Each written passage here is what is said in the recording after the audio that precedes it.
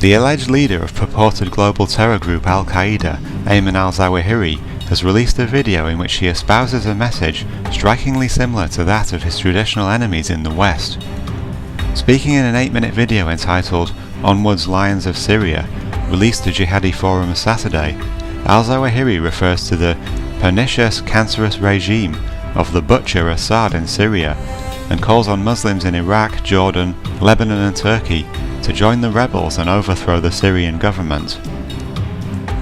Whilst in the past Western politicians and the mainstream media have crudely conflated Al-Qaeda with Middle Eastern governments to provide justification for their overthrow, most notoriously the fraudulent links to Saddam Hussein concocted by US neocons, and more recently the absurd insinuation that Osama bin Laden was being sheltered in Tehran, Al-Qaeda is in reality very hostile to the governments of Iran, Iraq and Syria.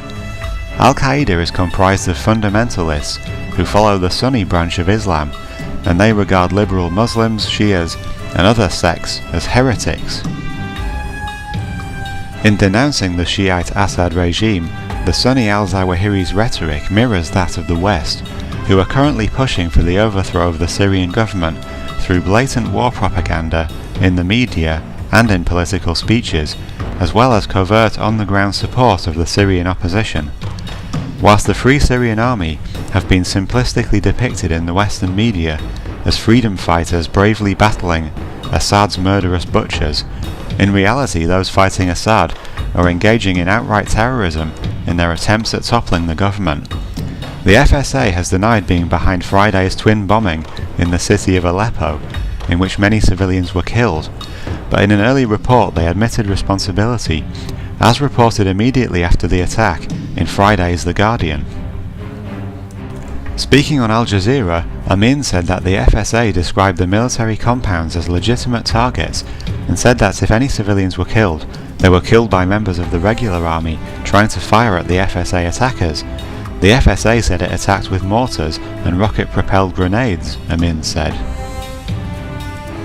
Even the US has now stated that Friday's attack was likely carried out by Al-Qaeda. This follows huge bombings in Damascus in December and January, in which many civilians were killed. The West is evidently prepared to overlook the terrorist acts being committed in Syria by rebels connected to the very organisation they allege murdered over 3,000 people on 9/11, and who they have been fighting for over a decade in the war on terror, whilst condemning in the strongest and most emotive terms possible any violence perpetrated by the Syrian government's forces. Such double standards should come as no surprise to those who followed last year's illegal takeover of Libya by NATO. It's been widely acknowledged that Islamic extremists, previously behind the killing of Allied soldiers in Iraq, were amongst the Libyan rebels who murdered Gaddafi and overthrew his regime, NATO providing them with a high-tech air force, whilst British and Qatari special forces directed operations on the ground. Following the rebel victory, the black Al-Qaeda flag was seen flying above a courthouse in Benghazi, the city in which the uprising began, and the country is now operating under Sharia law.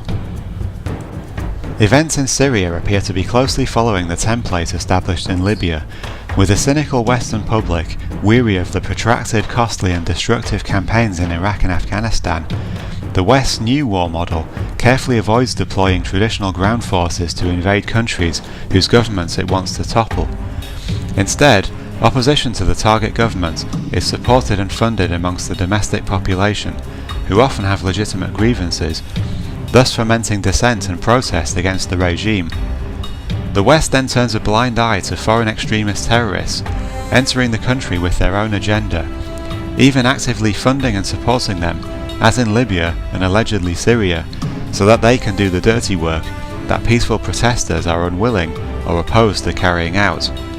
When those merely protesting and demanding greater freedoms are caught up in the resulting government crackdown against terrorists, Western leaders blame the regime they wish to depose for the resulting carnage. Thus, events in Syria have been portrayed as a genocidal assault on those simply demanding more freedoms, with little context provided as to why the government is conducting military operations in its own country. Syria is clearly the latest target in the list of 7 countries in 5 years that US neocons had in their sights immediately after 9/11, as described by General Wesley Clark in 2007, the ultimate goal being to topple Iran's mullahs and replace them with a friendly pro-Western puppet regime. Whilst the 5-year time frame seems to have been overly optimistic, one look at the list of countries suggests that in its other goals, the neocon Zionist plan is very much going to schedule. As libertariannews.org states, Iraq, check. Libya, check. Somalia, check. Lebanon, check. See assassination of Rafik Hariri and the Cedar Revolution. Sudan, check. Southern Sudan became a sovereign state on the 9th of July 2011. Syria, currently in progress. Iran, the saber-rattling and war propaganda has reached a fever pitch. For the Western warmongering elite, Syria will prove a much tougher challenge than Libya, due to the country's powerful allies in China and Russia. Following the outrageous events in Libya last year, Russia has explicitly warned against another Western-contrived coup in Syria. We can only hope that the situation does not escalate into a World War III situation, as the West's attempt at forging a new world order to secure natural resources and protect Israel increasingly threatens and provokes the powerful and heavily nuclear-armed Russians and Chinese.